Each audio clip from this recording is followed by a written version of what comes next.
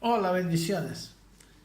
Seguimos con la tercera parte de esta reflexión acerca de las tradiciones, de la tradición y las tradiciones en nuestra vida espiritual.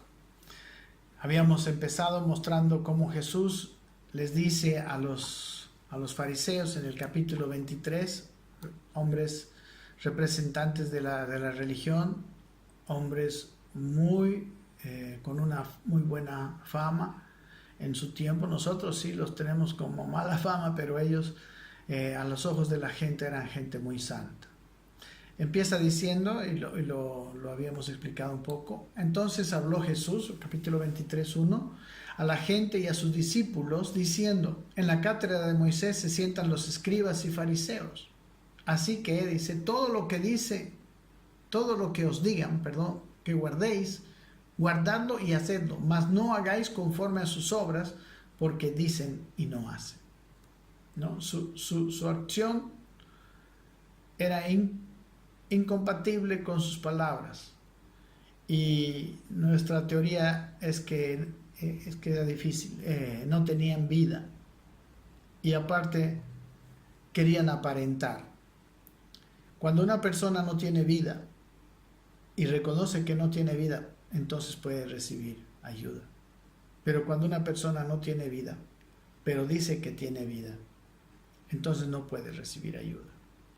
Decía en el versículo 4 que ellos atan pesadas y cargas y difíciles de llevar y las ponen sobre los hombros de los hombres, pero ellos ni con un dedo quieren moverlas. Antes, dice, hacen todas sus obras para ser vistos por los hombres, pues ensanchan sus filacterias y extienden los flecos de sus mantos, ¿no? Puras acciones, ¿cómo podemos decir? Con el objetivo de ser admirados por la gente, con el objetivo de tener una buena postura religiosa ante la sociedad.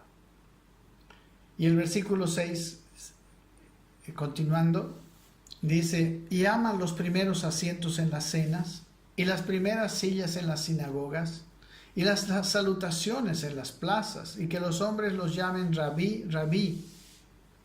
Entonces ellos tenían una necesidad, ellos estaban satisfaciendo una necesidad de ser reconocidos. Ellos estaban haciendo un servicio religioso, pero ese servicio religioso tenía el objetivo de tener un lugar prioritario y tener un lugar más alto que los demás.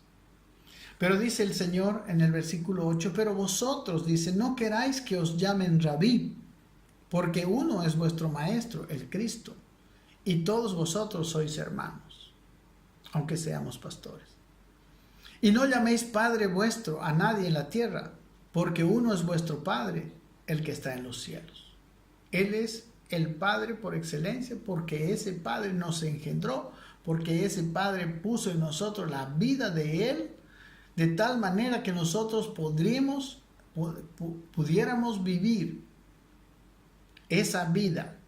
En esa semilla que nos puso el Padre estamos completos, como dice Colosenses. Esa semilla es como el embrión, en él está toda la información genética. Es cuestión que el embrión se desarrolle y se verá el hombre completo. Así Cristo se tiene que ver en nosotros. Y por eso quiere que nosotros le llamemos Padre a él. Dice: ni seáis llamados maestros, porque uno es vuestro maestro, el Cristo. Los privilegios que reciben, ¿no?, los fariseos por su posición religiosa no corresponden con su actitud de servicio y el verdadero propósito del ministerio. Ellos tienen una posición que no es la que Cristo vino a ponernos cuando nosotros hablamos de ser ministros del Evangelio. Sigue diciendo Jesús en el versículo siguiente, versículo 11, dice: porque dice, el que es mayor de vosotros sea vuestro siervo. Porque el que se enaltece será humillado y el que se humilla será enaltecido. Ellos buscaban los primeros sitios en las sinagogas y los lugares de honor en las cenas y en las invitaciones. Y aquí el Señor nos muestra una gran diferencia.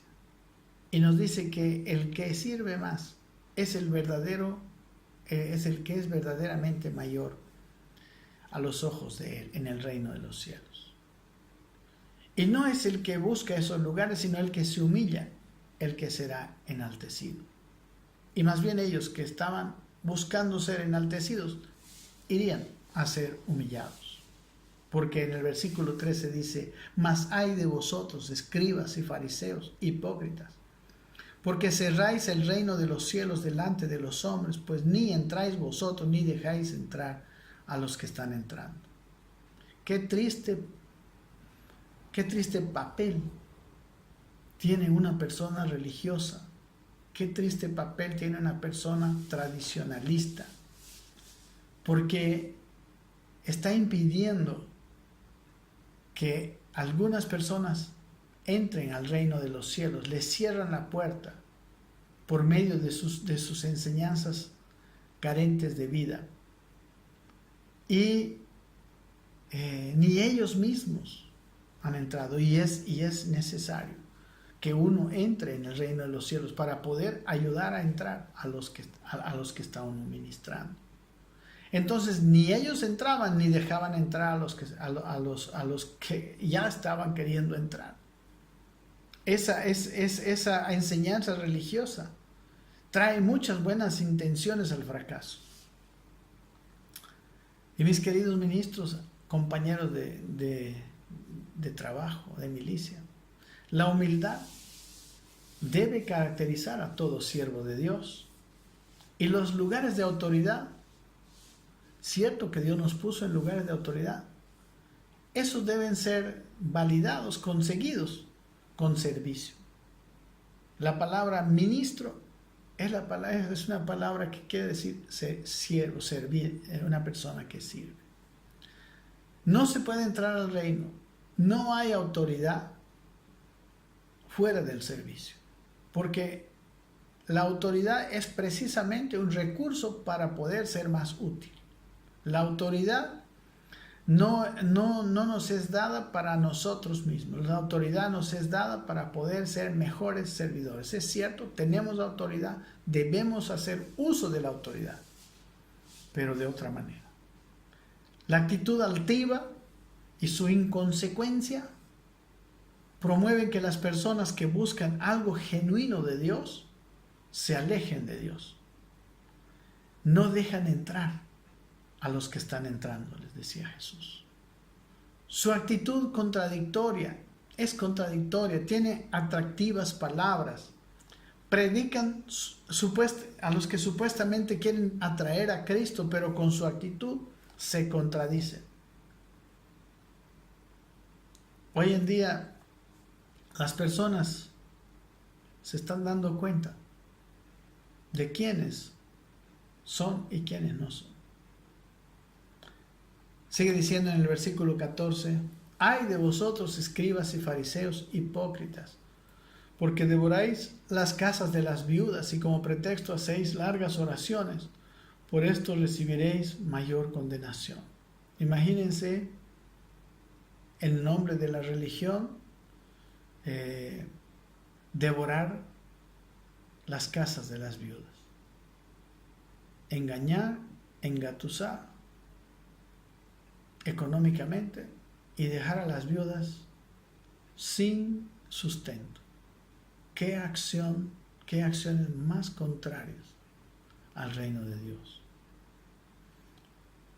Y a cambio de eso, rimbombantes y largas oraciones vacías, carentes de fruto, como el fariseo y el publicano. El fariseo oraba y de una manera rimbombante, de una manera vistosa, y el publicano estaba atrás, que ni quería que se le mire la cara.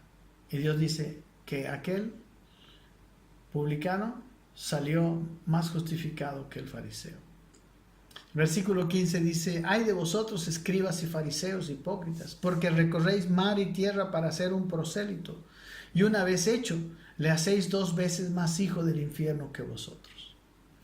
No importa cuánto esfuerzo se dedique para conquistar un discípulo, él siempre superará al maestro, en este caso en religiosidad. Es necesario que el maestro sea un ejemplo vivo. La Biblia dice que somos cartas abiertas. Es necesario que primeramente el discipulador sea un hombre vivo, un hombre con vida espiritual.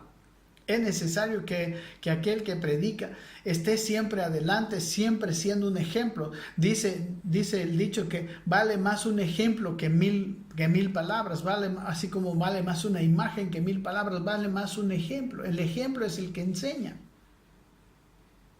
La vida y el carácter del discipulador son más importantes que sus esfuerzos y todo su activismo. Son más importantes que todo su ministerio y todos sus dones espectaculares.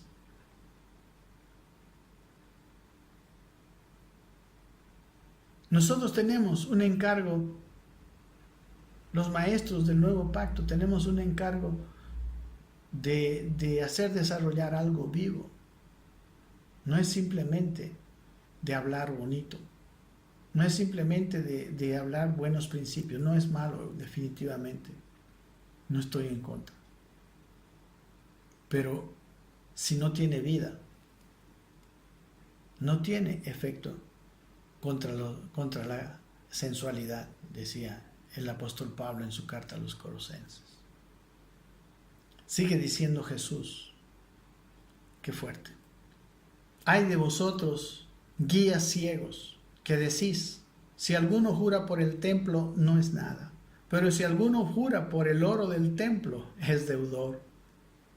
Insensatos y ciegos, dice, porque ¿cuál es mayor, el oro o el templo que santifica el oro? También decís: si alguno jura por el altar, no es nada, pero si alguno jura por la ofrenda que está en el altar, es deudor. Necios y ciegos, dice Jesús, porque ¿cuál es mayor?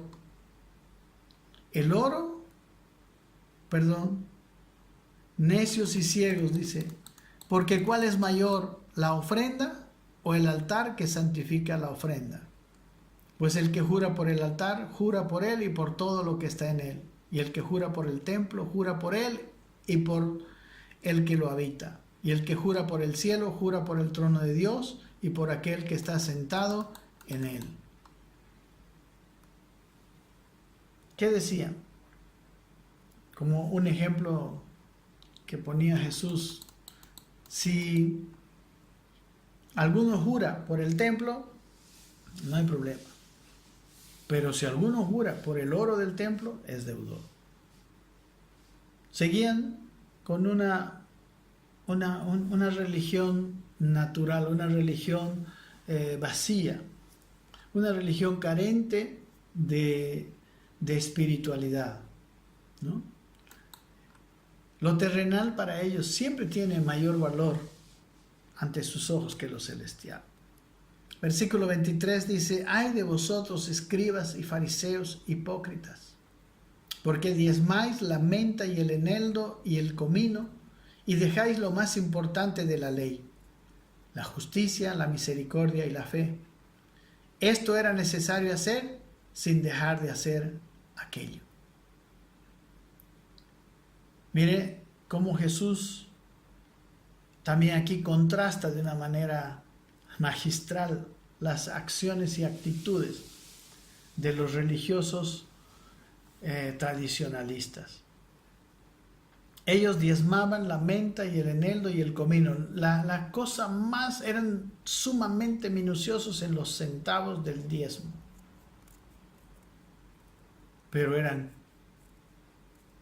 tenían un ojo gordo ante lo que es la justicia, la misericordia y la fe, que son las cosas más importantes a los ojos de Dios. Y el Señor dice, era necesario, sí, porque es necesario ser minuciosos en las cosas materiales, en las cosas pequeñas, porque es también nuestro servicio, en este caso el diezmo. Pero sin dejar de hacer lo más importante. En realidad, lo más importante es más importante. Ellos tenían una visión desbalanceada. Dice en el versículo 24, guías ciegos, que coláis el mosquito y traigáis el camello. No importa cuánta Biblia conozca una persona, puede ser una persona ciega, puede ser una persona que tiene una visión tan desbalanceada, una visión tan natural. Y qué tremenda la ilustración. Dice, coláis el mosquito y tragáis el camello, ¿no? Es una ilustración, una hipérbole donde muestra el desbalance, ¿no? El desbalance de la importancia de los principios de las acciones. Ponen énfasis en lo que no es importante y quitan el énfasis de aquello que Dios considera importante. ¿Cómo estamos? Versículo 25 dice, ay de vosotros, escribas y fariseos, hipócritas, porque limpiáis lo de fuera del vaso y del plato, pero por dentro estáis llenos de robo y de injusticia.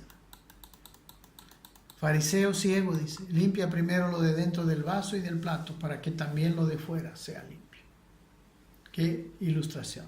El plato es un excelente ejemplo, ¿no? El plato puede ser muy precioso, puede tener una apariencia externa, puede estar tan lavado en la parte de afuera.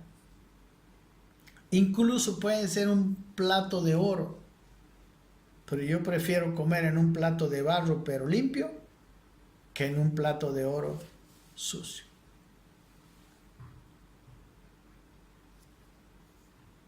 El Señor Jesucristo estaba confrontando aquello de lo cual nosotros necesitamos ser confrontados como iglesia.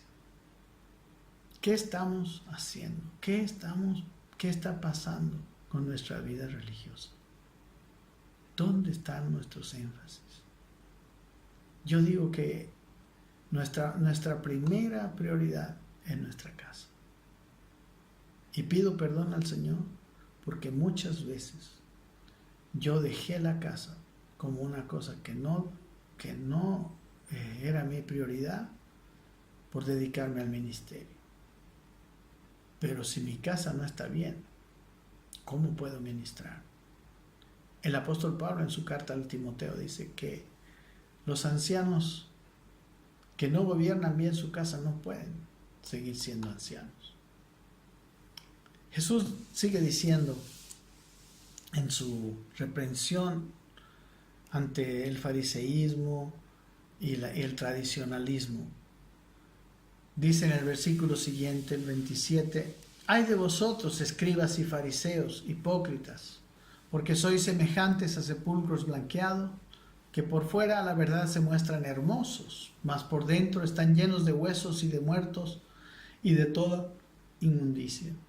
Así también vosotros por fuera, la verdad, os mostráis justos a los hombres, pero por dentro estáis llenos de hipocresía e iniquidad. El reino de Dios es principalmente un reino del corazón. Ellos, les dice, ustedes son como sepulcros blanqueados. El sepulcro, usted fue a los mausoleos del cementerio, ¿no? Hay mausoleos hechos de mármol, pero por dentro, ¿sabe qué hay? Hay un muerto. Huele feo adentro, aunque por afuera se ven tan atractivos, con flores, etc.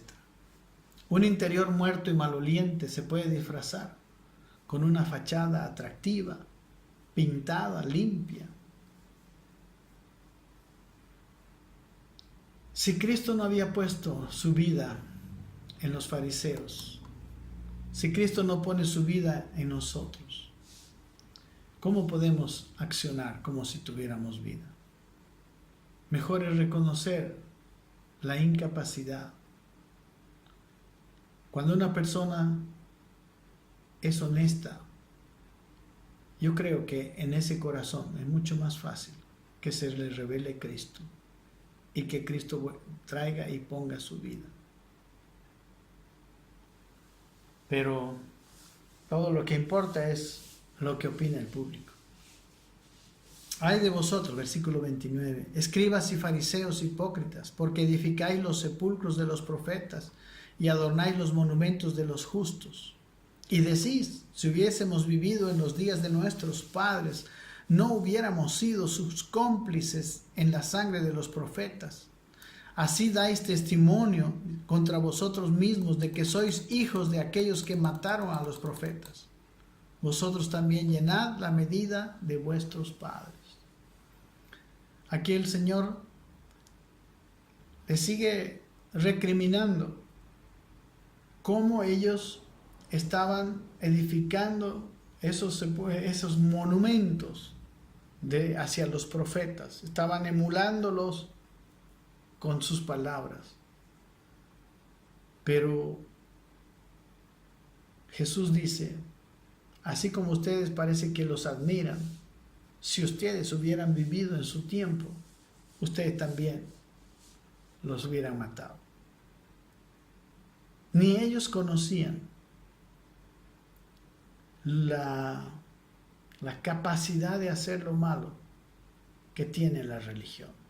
La capacidad, como hemos dicho antes, la agresividad, cuánta muerte, como Saulo de Tarso, cuántas cosas terribles, tremendas, contrarias totalmente al cristianismo, se han hecho a nombre de la religión y predicando la religión. Ellos alababan a los mártires y justos y se creían mejores que los religiosos que los precedieron. Tenían una opinión muy piadosa de sí mismos y esto nos tiene que hacer temblar. Estaban engañados. Un religioso puede ser sincero, incluso puede llegar a ser sincero en medio de su hipocresía, cuando ya su conciencia está adormecida. Y se la puede creer, tristemente. Y Jesús les dice en el versículo siguiente, serpientes, generación de víboras, ¿cómo escaparéis de la condenación del infierno? Estos hombres eran admirados. Estos hombres predicaban la palabra de Dios a la gente. Ellos predicaban la ley a los hombres en su tiempo. Y Jesús les dice que ellos no escaparían de la condenación del infierno. Es algo muy serio. Este tema es un tema demasiado serio.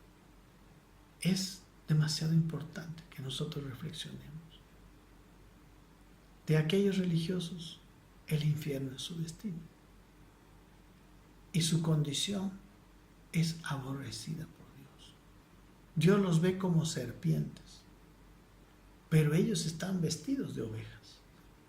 Y lo peor es que todavía se creen ovejas, porque ya la religión cauterizó su conciencia.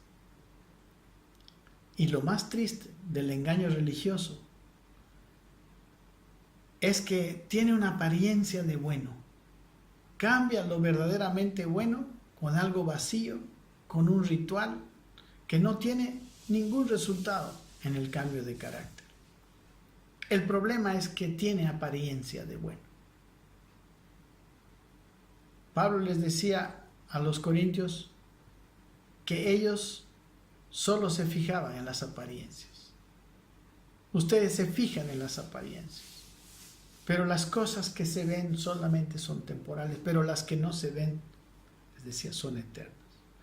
Por tanto, dice Jesús, yo os envío profetas, sabios y escribas, y de ellos a algunos mataréis y crucificaréis, a otros azotaréis en vuestras sinagogas y perseguiréis de ciudad en ciudad. Jesús estaba diciendo la verdad y realmente el judaísmo persiguió encarnizadamente al cristianismo. Pablo fue un representante del judaísmo y de esta casta religiosa. Y qué lindo nosotros ver que aquel que llegó en un momento dado a ser una persona tan religiosa y aún tan tremendamente perseguidora, fue recibido a misericordia. También nosotros podemos tener esperanza, aunque nosotros hayamos vivido en medio de una tradición y habiendo hecho daño aún con nuestras propias palabras y enseñanzas. Así como Pablo fue perdonado y convertido en el baluarte del cristianismo, así también nuestras vidas. Tenemos esperanza. Yo estoy en ese proceso y le doy muchas gracias a Dios que me alcanzó.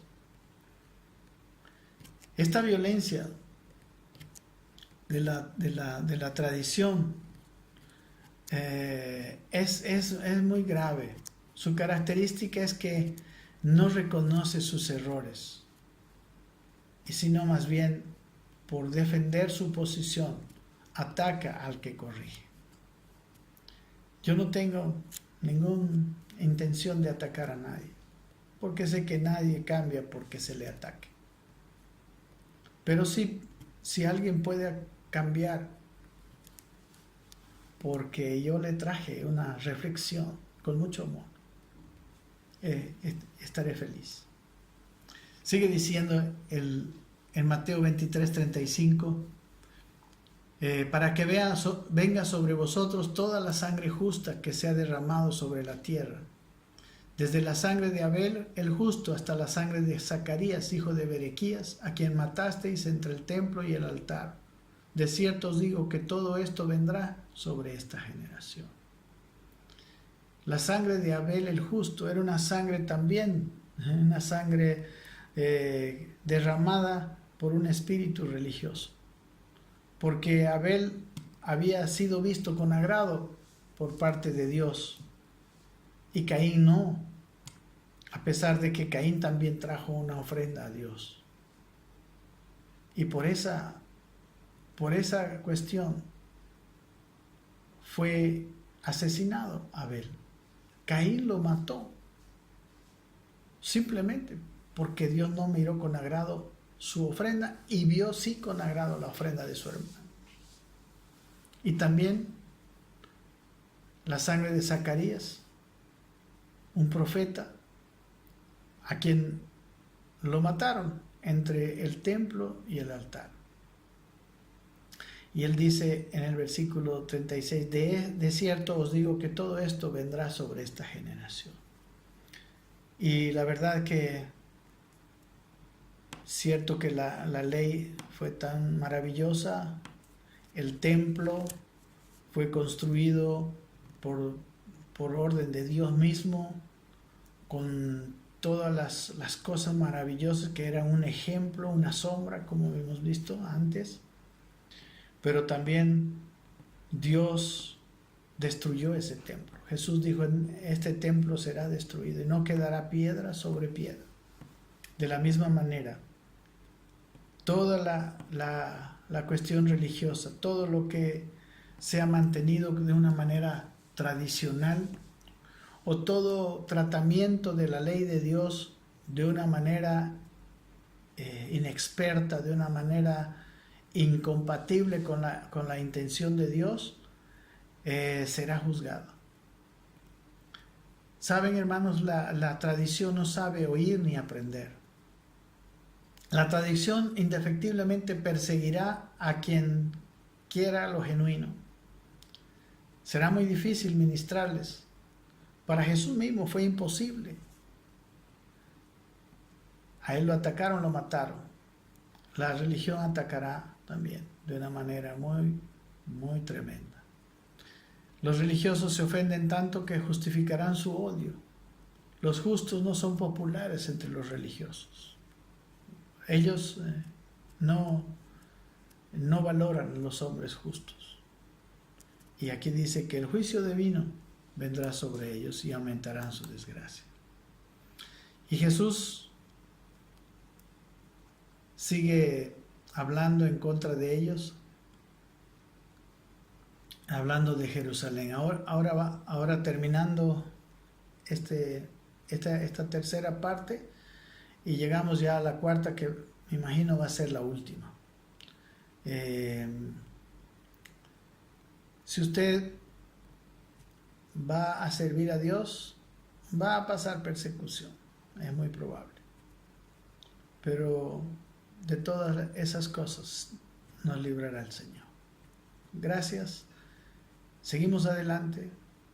Deseo no atacar a nadie, pero deseo que mis palabras puedan ayudar a los que quieren servir al Señor verdaderamente. Gracias. Hasta luego.